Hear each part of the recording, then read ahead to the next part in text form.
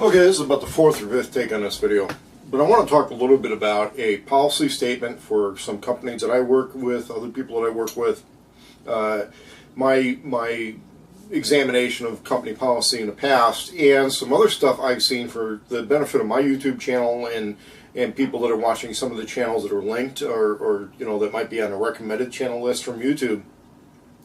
There's been some recent discussions about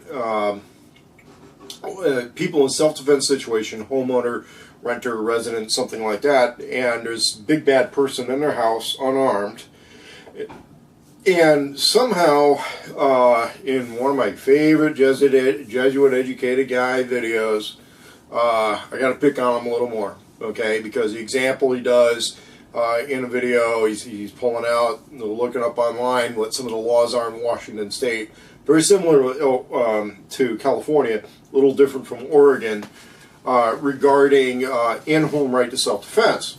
One of the things that gets glossed over in especially a short-term video is what kind of circumstances brought somebody to the home in the first place, okay? And I deal in an industry where we do home service calls, and a lot of other people do deal in that, and when we look at like the job description, it has the highest casualty rate in New York City right now. It's actually food delivery people. Now, I don't work in the food delivery business, but a lot of times the people who do food delivery are people who, illegal aliens, people with criminal records, people who are not society's most highly defended people. They almost never are authorized to carry firearms, and yet they have a very high casualty rate.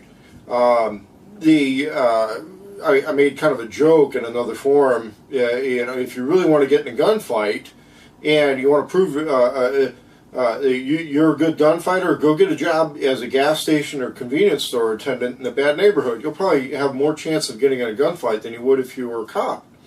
The guys, you know, of course, they scoff at that. What they want is the uniform and the recognition and the authority and the hero worship and all of that. They don't want to be a gas station attendant in the bad side of town but still have a carry permit or something like that. Now, when we get to a situation that somebody, you know, myself or somebody working with me at work, we're definitely, it's not considered authorized to carry firearms. And the type of work that I do, I'm not living by the sword, okay? I do some gun and tactic related videos. I do blue collar stuff for a living, okay? And I have been in a situation where I was on a service call and I'm dealing with a malicious or unstable person on the other end of, you know, somebody called us out, and it was a kind of a setup. And one time it was a rival business had set this thing up where they called our guys out and then wanted to go through a big intimidation session about what they felt was their territory for the type of business we were in. Another time, it was the client wasn't home. I go out there. I had a truck with a backup alarm that was really loud. It was obnoxious. I wasn't really in control of that. It was in a trailer park. Really hard to turn that truck around, so it made a lot of noise turning around because they had this backup alarm in it. And a guy came out and he identified himself as the owner of the trailer park and told me that I was both under arrest and that the truck was going to be impounded. Well, anyway, he was on the pavement at about, he did this kind of move, you know, yeah, plain clothes, but he did one of these moves. He says, okay, you know, you're under arrest and I'm impounding your vehicle. And those words were somehow supposed to magically mean that I would just kind of get out, put my hands on my head around my back for him and let him have the vehicle and then just kind of surrender to him for whatever. Well, anyway, he was on his, he was kind of back on the pavement as I was driving away. And when I talked to my boss, I said, listen, you know, this situation kind of took place. I don't know if I'm in trouble or not, but he goes, oh, no, you're not in trouble. That's old crazy Ed. I said, well, you know, what you know, he kind of told me I was under arrest and he was impounding the vehicle, and I said, listen, I'm not going to put up with, you know, oh yeah, he's a retired cop, but you know, everybody knows he's a little crazy. He just does that thing. And I said, well, okay, I'm not going back there anymore. To this day, I wonder if, you know, he's going to be the guy who shoots somebody for texting in a movie theater. But that's Clackamas County, and it's a quality of people that work in their law enforcement on that side of the river.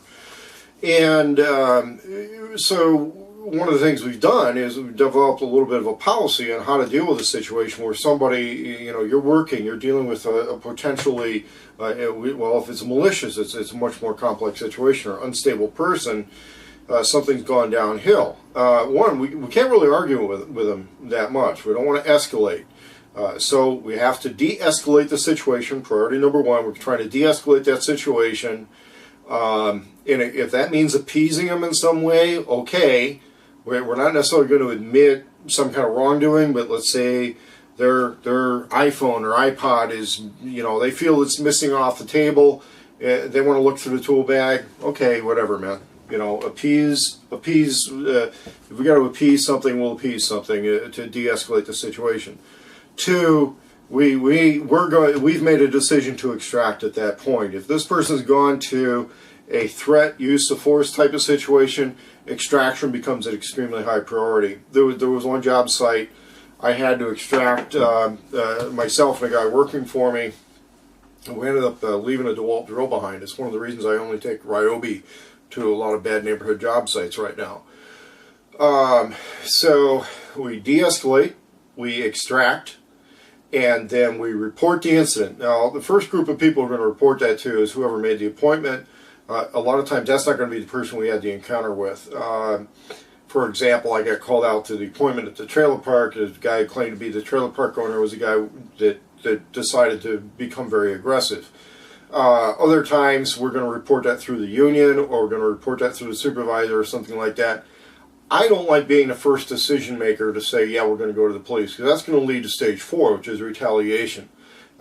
If the police show up and it's because there's been a report that there's this armed, unstable person who threatened a cable company guy, TV installer, something like that, we have to look at it from the standpoint that something's probably going to happen. Other times we don't know how well connected that person is. For example, the trailer park owner.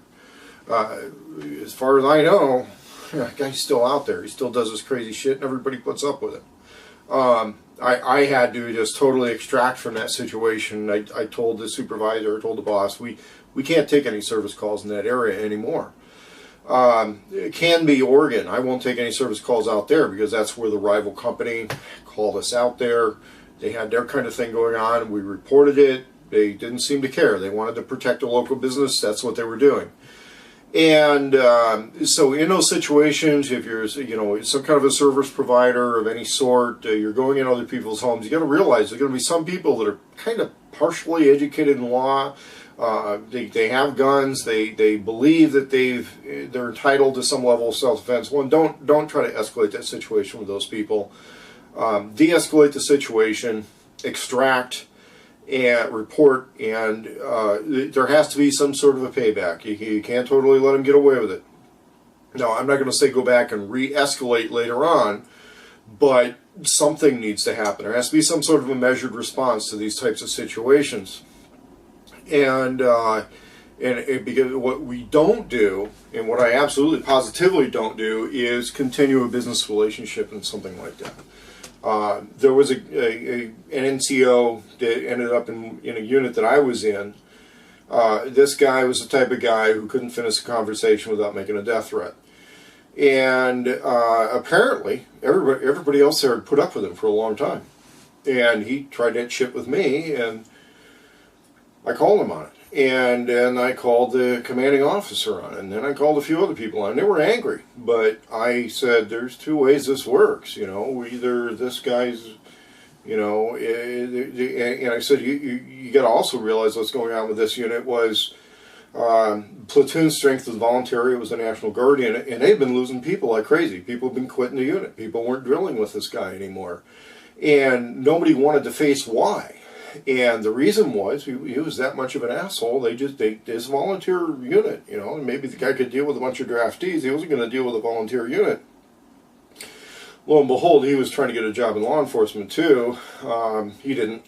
In fact, I was looking online. I found his resume online, and he wonders why he's bounced around a few different construction companies. Yeah, it wouldn't surprise me. But anyway, those are some of the things we need to look at if you end up in a situation where you're unarmed, you're not the person in authority. Now, if it's the end of a police chase and you just got chased down by 4 or 5 cop cars and you're out at gunpoint, gig's up, got to do what you're told, okay? But if it's in a situation where you're dealing with somebody who, you know, they've decided to assert some kind of authority because they're kind of partially think the law's on their side, and, you know, it looks like it's a malicious or unstable type of situation, remember the first 3 things: de-escalate, extract, report, and then retaliate.